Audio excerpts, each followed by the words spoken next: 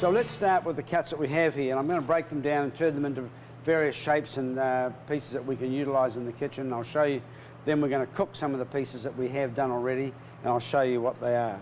So this is the bottom round. I guess you call it the same names as the American cuts, is that correct? We call this a silver side and English cuts, being a Commonwealth country, one of us. I just don't know whether you use the English cuts or whether you use the American cuts. So the bottom round is a wonderful muscle, but it's got three different muscles that make it up. So this piece here would be what you call in beef the tri-tip, and that normally comes off on the bottom of the what we call the silver side, or the bottom round, and it normally would sit there in the animal on top of the rump. So if you're cutting a rump, that would normally be the point steak or the tri-tip on top of the rump, but it comes off because there's no fat on the meat to hold it together like that cap fat that you get on a rump. It's a wonderful piece. Now we've marinated that today in a hoisin type barbecue, Asian barbecue marinade, and we've grilled it and we're using it for a Vietnamese summer roll. Very nice and delicious, but equally beautifully done, like jerk spice and done on the grill. I did that last week with a pickled papaya salsa and some other condiments and avocado, cilantro, cream. Great on the barbecue, great with fajita spices, Cajun spice, that kind of thing, or even Mediterranean, those oils and marinades that they use with lots of you know, garlic and herbs and things like that. So let's take out the eye muscle. I'm not sure what you call this, and we just call it the eye of the silver side, but I think the Americans call it the eye round, is that right? Okay. A beautiful muscle, and it's a great shape, natural fillet shape, long grain running all the way down through it. It is, however, one of the toughest muscles in the leg, but if you treat it respectfully, don't cook it too quickly, don't let it tighten up on the grill or on the pan, or don't overcook it especially, it's very, very soft. But I use this often for making cold preparations. I cold smoke it. I've been maple curing and red berry tea curing of this, and then cold smoking. It's absolutely beautiful. If I could have smuggled some in my bag, I would have bought you some, but I couldn't. I was worried about getting arrested. But it's a wonderful product. This little web muscle between the two is a muscle that I would use normally as trim, but great for stir fry. You can see that there's no silver skin on it. It's 100% lean protein, and you can just cut that into nice long strips. You can make sautés with it, or you can make brochettes, or you could chop it up even further and use it for a filling for a dumpling or something like that, and that's exactly what we've done today. We've made a little Japanese gyoza, which is filled with a little savoury dumpling mix with the trim meat. I just usually cut it like a tartare rather than mince it or put it through a processor. It gives it a better texture.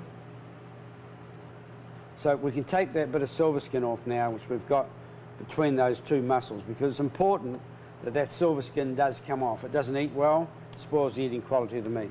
Round that up, tidy it up, then I'm going to cut this into 4 pieces. This is the best way to yield this out to get the maximum on the plate. So then we're going to shape these. We're going to take those sharp edges off, we're going to round it up, and we're going to make little leg fillets with it. Blunting it off so it's nice and square, you get a nice little log shape there. Good lean trim. We can do that with all those pieces. I'm never bothered about the bit of trim because there's 110 ways of using it in the kitchen.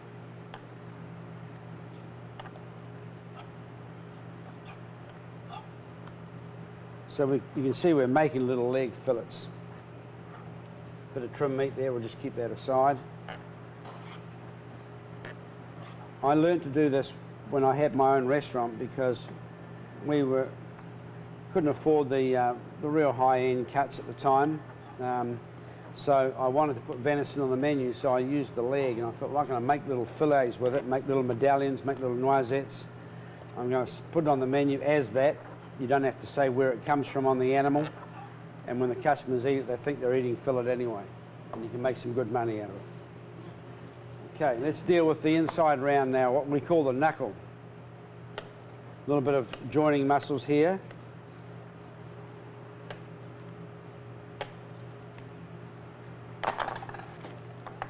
Sometimes you can pull it apart, it's easier.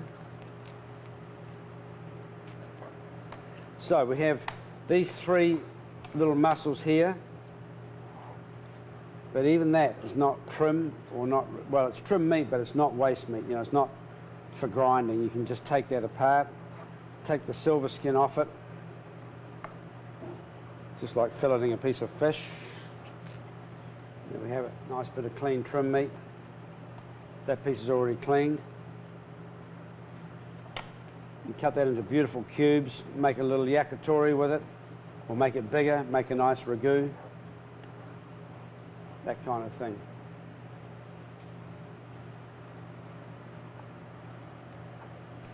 So what I want to show you today is how well this yields out, because you know when customers ask you, you better say you almost get 100% yield, not quite, but almost.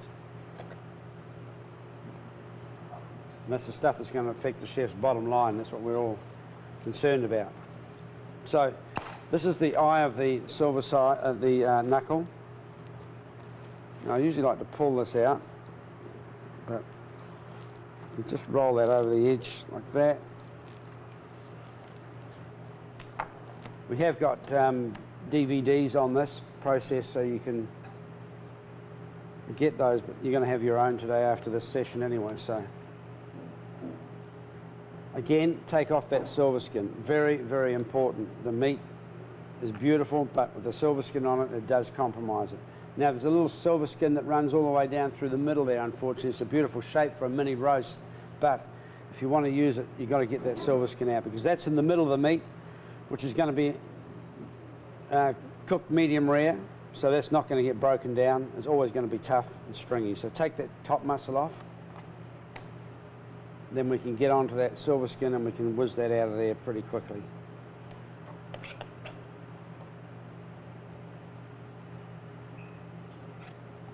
Beautiful muscle in here. It's really, really gorgeous piece of meat.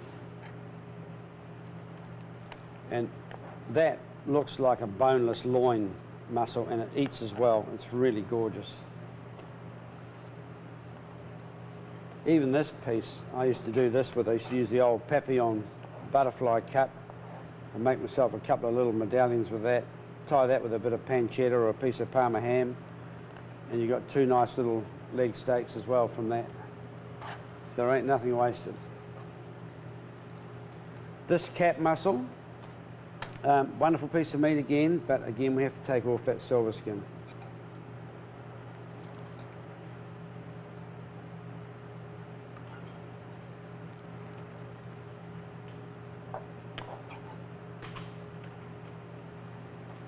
So this piece again is a little awkward because it's a bit of a different shape. It goes down to nothing, but it's a beautiful muscle. So I'm going to split that in half, and you guessed it, we're going to make another little leg round with it.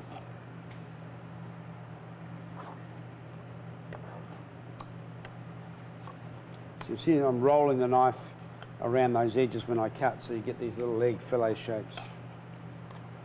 Again with this piece. Sometimes a little wide and fat there, take that off. You know, with another nice piece there. Good lean trim. Now the rump. Got a little top muscle on here. Just take that off. Get rid of the silver skin.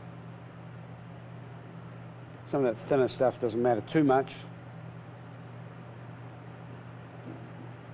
And unfortunately there's a little bit of silver skin through the middle of this as well, which I like to take out. It's a bit of an awkward shape anyway, so you can just see it there. See the bit of silver skin through there? Split that out, roll it over, round it up. Beautiful muscle, this one. And then you have another nice little leg fillet. Take that silver skin out through the middle.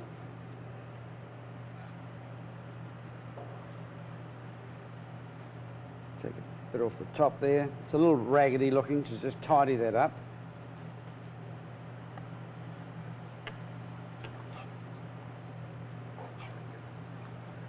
Again, we have another nice piece of meat which we can utilise. Either as a whole piece, seared off and then done as a little mini roast. It looks really good. Bit of lean trim. Clean that up as well.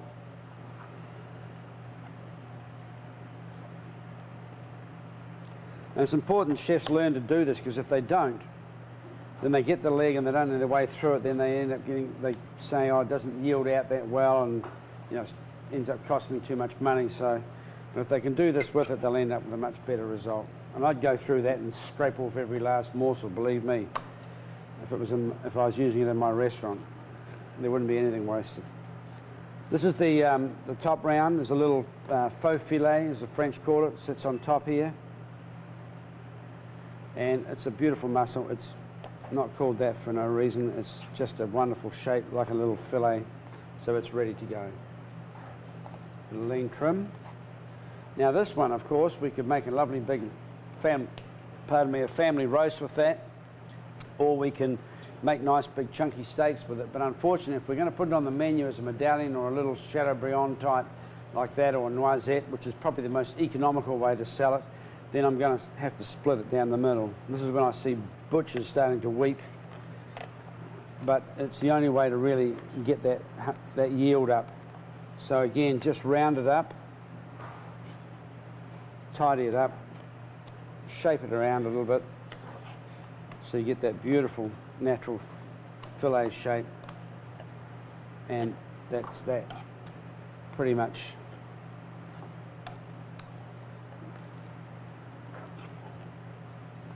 You probably should have weighed this today to give you the yield, but it's usually around about 79–80% into good first class, or what I call, good cuts that we can utilise.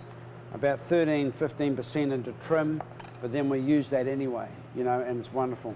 We did a whole lot of dishes for a client in London the other day. We made stroganoff with it, we made meatballs, we made little slider patties. There wasn't one piece of it wasted.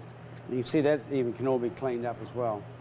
So normally there's a lot less than that, but that would be about probably 3 or 4% of the total weight of the leg by the time you finish.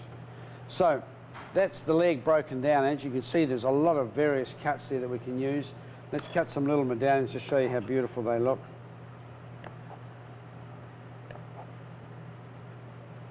You can see the grain of the meat is quite tight, but 100% lean, no fat in it. Nice natural looking medallions or little noisettes, so it's a great looking piece of meat. I've used the trim today, as I said. We've made 4 dishes for you. So we made little kebabs or little Korean barbecue, a little bit of Asian flavours today.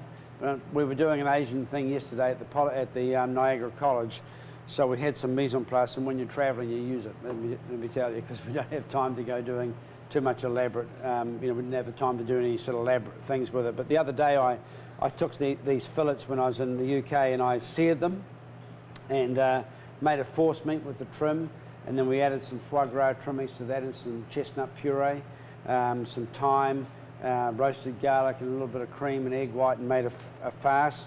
Put some Parma ham down, put the farce on it, and put the seared fillet inside and rolled it up, and then roasted it until it was nice and 55 degrees internal, nice and rare. Let it rest and sliced it up and served it with a nice mushroom sauce like a pfefferlinger or a chanterelle sauce, coming into season at the moment, of course. Wonderful piece of meat. It looked great on the plate, and it looked like a first-class piece of meat, so it certainly does the job as far as that's concerned. So that's the meat cut up now, so I'm going to busy myself in the kitchen and bust out a few flavours for you to try.